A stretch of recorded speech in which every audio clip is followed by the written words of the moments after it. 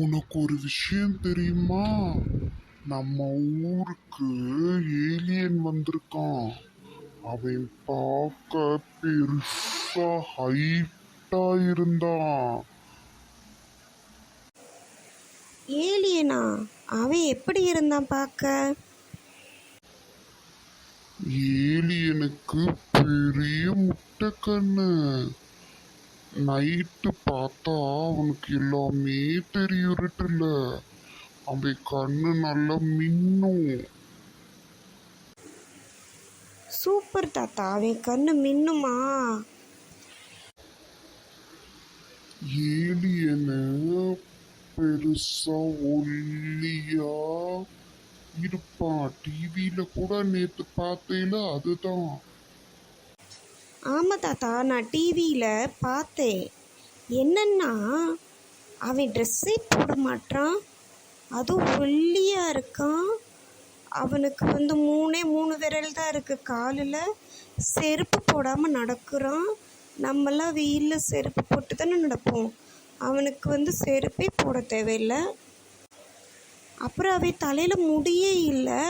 அப்புறம் வெயில் மண்டையில் நொட்டுன்னு தான் விழும். அவளை தான் அவன் மயக்கம் போட்டு விழுந்துருவியான். அவனா உயிரோடு தான் இருக்கிறான். அவ்வளோ வெயில் அடித்தாலும் வந்துட்டு போகிறான். மொட்டை வெயிலில் வானத்தில் அப்படியே ரவுண்ட் அடிக்கிறான்.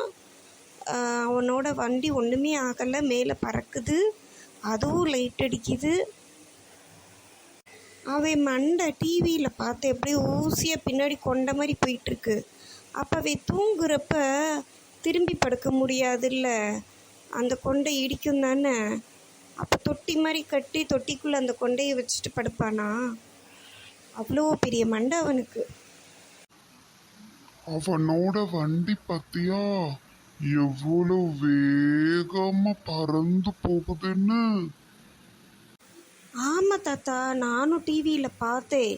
வண்டி அப்படி வேகமாக பறந்து போகுது. ஆமாம், நம்ம ட்ரெயினில் பஸ்ஸில் வேகமாக போனாலே தலை சுற்றி வாந்தி வருமே, ராட்டனம் இப்படி சுற்றினாலே வாந்தி வருமே. அவனோட வண்டியும் மேலே ரவுண்டாக தானே சுற்றுது. சுற்றிட்டு வேகமாக போதே, தலை சுற்றி மயக்க வந்துடாது?